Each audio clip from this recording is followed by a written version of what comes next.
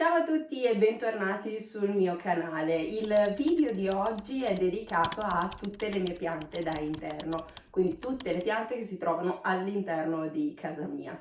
È un video che mi avete richiesto in davvero tanti nei commenti sotto al video precedente. Il video precedente trattava l'home tour, quindi una visita generale di tutte le stanze di casa mia, ma anche nel profilo Instagram. Sul mio profilo Instagram vi ho lasciato una specie di casella delle domande sui video che vorreste vedere nei prossimi giorni, nelle prossime settimane, e il tour delle piante è stato uno dei più votati, quindi oggi ci occuperemo appunto di piante da interno. Prima di cominciare, se ancora non l'avete fatto, vi invito ad iscrivervi al mio canale per non perdervi tutti i prossimi video. Tra l'altro, se attivate la campanella, appunto verrete avvisati ogni volta che esce per vederlo immediatamente. Se questo video vi piace, mettete un bel pollicione e lasciatemi un commento qua sotto, magari dicendomi i prossimi video che vorreste vedere oppure la pianta che vi è piaciuta di più. Adesso comincia il tour e prima vi preciso che naturalmente io sono solo una ragazza col pollice verde che ama moltissimo l'arredamento e le piante, ma non lavoro in vivaio, non sono una botanica, insomma non ho competenze specifiche se non tutto quello che ho imparato leggendo un pochino su libri, riviste, eccetera, piuttosto che sulla mia esperienza personale. È una piccola ovvietà, ma dati i commenti che trovo sempre in giro, anche senza senso, preferisco sempre specificare. Ma adesso partiamo col tour. Procediamo per stanze e cominciamo da quella in cui mi trovo adesso, che è la seconda camera oppure camera armadio, cabina armadio. E cominciamo dalla pianta per cui sono più nota su Instagram, nel senso che ne parlo davvero molto spesso, ed è il famoso banano. Come vi dicevo, io in casa ne ho due e questo è il famoso bananino piccolo, che come potete vedere tanto piccolo non è.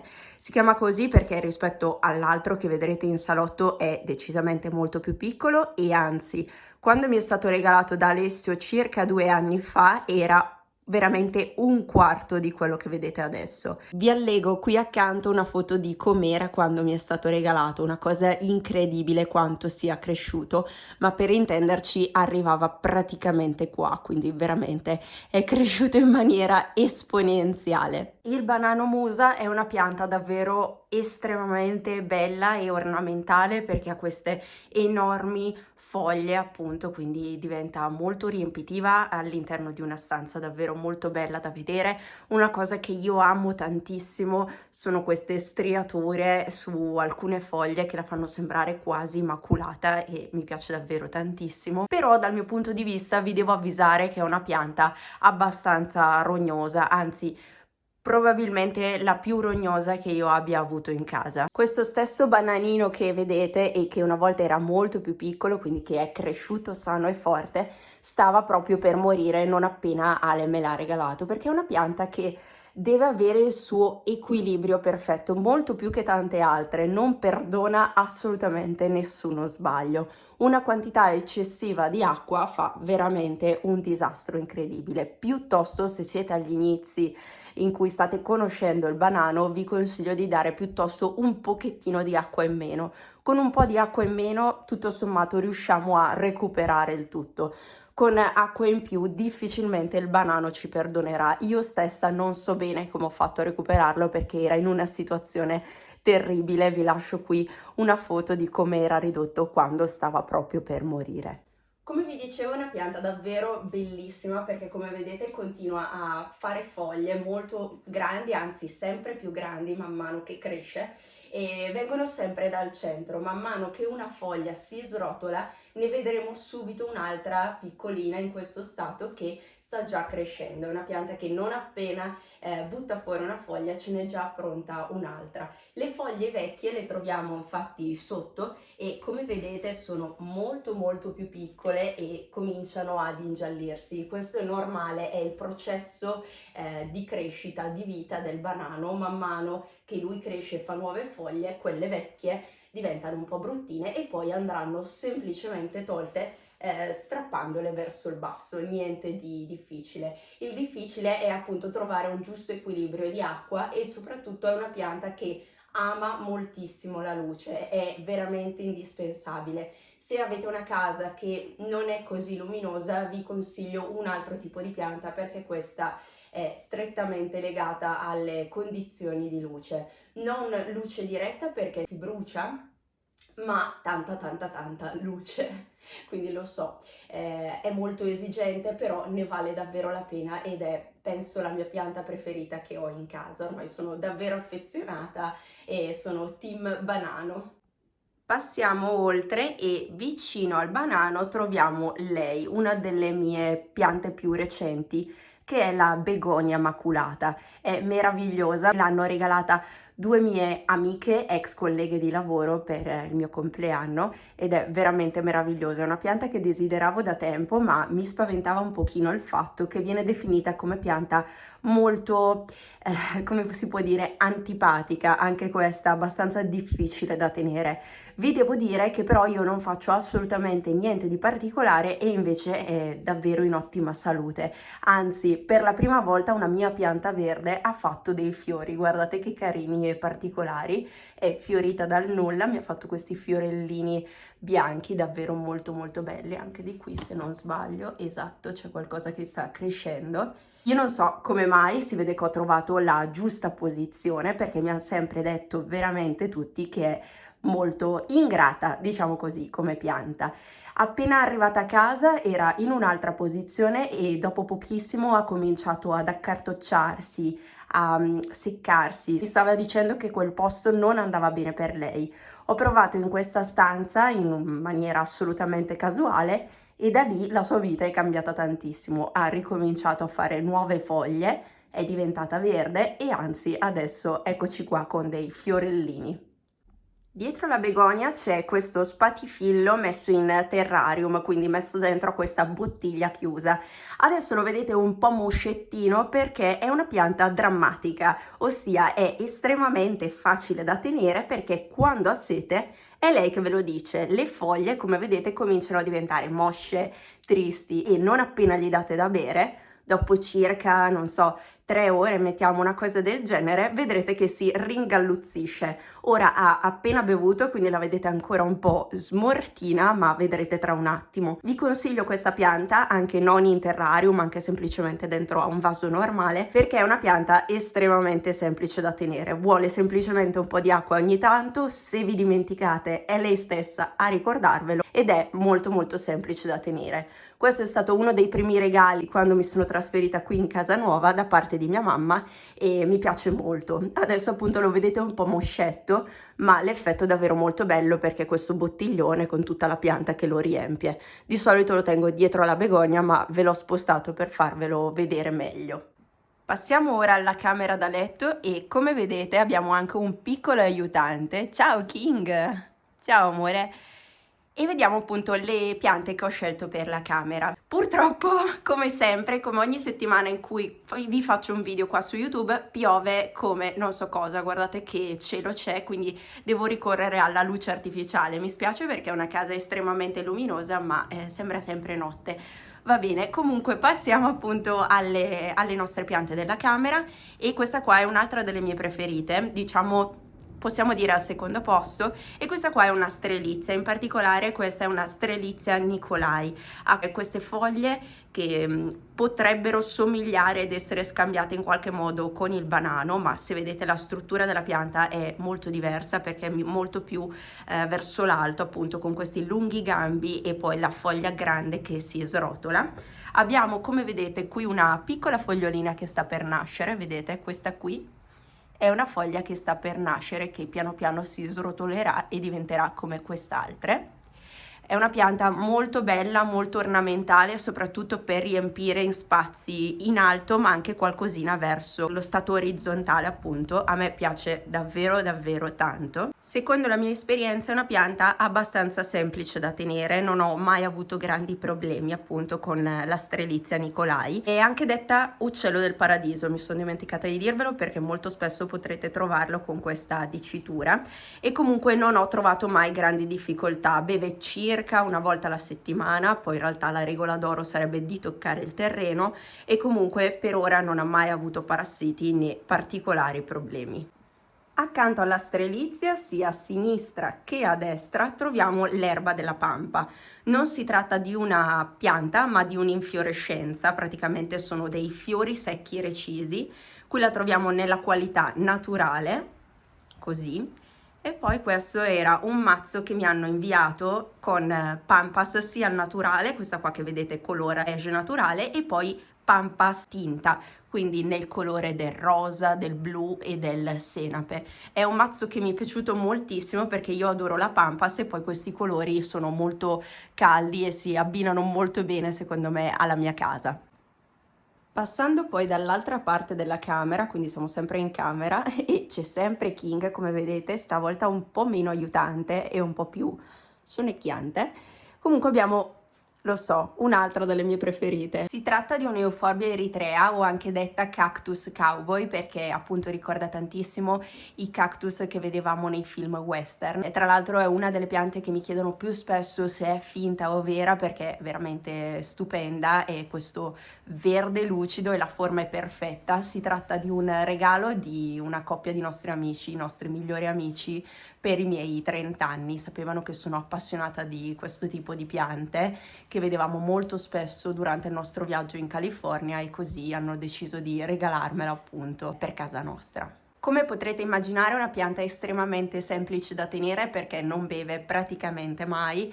Io penso di avergli dato da bere l'ultima volta ad aprile e una volta oggi, quindi sono passati mesi, eppure non ha risentito assolutamente, beve davvero poco. Anch'io la sto conoscendo per la prima volta perché non ho esperienza in tal senso, ma appunto non ho trovato alcuna difficoltà. Consigliatissima quindi se cercate una pianta estremamente ornamentale, vera e di semplice manutenzione, perché dove la mettete sta e non ha bisogno assolutamente di nulla. Passiamo ora alla zona giorno e siamo in particolare all'ingresso e troviamo una pianta di semplicissima manutenzione. Si tratta del pothos, è molto famoso perché appunto ornamentale e di semplice manutenzione. Il pothos è una di quelle piante che potete dimenticarvi di averla. Se gli date da bere è contenta, se non gli date da bere è contenta lo stesso. Insomma, io ce l'ho da 1 anno e mezzo e non ho avuto mai un problema che fosse uno. Addirittura è stato spostato in questa zona della casa che prende davvero pochissima luce, eppure non ne ha assolutamente risentito, quindi è una pianta che regala davvero gioie in assoluto. Tra l'altro, come vedete, fa tantissime foglie, quindi diventa davvero un effetto molto riempitivo. In più potete trovarlo sia in questa figura, diciamo, quindi viene fatta crescere attorno a questo palo e dà un senso di verticalità, oppure lo trovate in alcuni vasi che vengono poi a pioggia, a cascata, quindi per esempio se volete metterlo su una mensolina, poi che vi scende vi fa un effetto cascata o fiume di capelli, quindi molto carino, molto versatile e estremamente semplice. Anche in questo caso abbiamo una foglia dalle striature molto esotiche, quindi anche queste molto belle e particolari. Praticamente King ci segue ovunque andiamo e qualunque pianta trattiamo. Comunque proprio accanto al pothos di piccole dimensioni abbiamo questa piccola Sansevieria. È una pianta anche questa molto semplice da tenere perché beve pochissimo, davvero poco, e io l'avevo acquistata da Ikea. È molto carina perché anche questa ha una specie di tigratura, mettiamola così, questa fantasia quasi a tigre sulle foglie, dà un senso molto verticale. Sempre in zona ingresso troviamo poi la palma da cocco che, come vedete, secondo me sta tirando i suoi ultimi giorni di vita. La pianta da cocco è già la seconda volta che l'acquisto, la trovo sempre da Lidl in vendita verso fine giugno. È una pianta che costa pochissimo, adesso la vedete così, ma è molto più carina di solito, ma che ogni volta mi dura davvero poco. Da quello che leggo un po' in giro su internet, eccetera, non è esattamente una pianta adatta al clima che si trova in casa.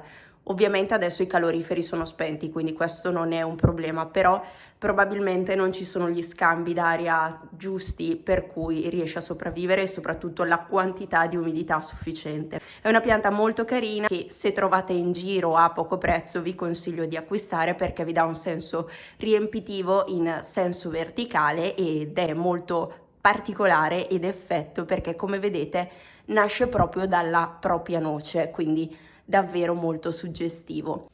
Sempre in zona giorno passiamo adesso in salotto, quindi troviamo questo bellissimo vaso che avete notato in tanti durante l'home tour, che è sempre erba della pampa, e poi abbiamo questa piantina e soprattutto il banano grande che vedremo tra un secondo.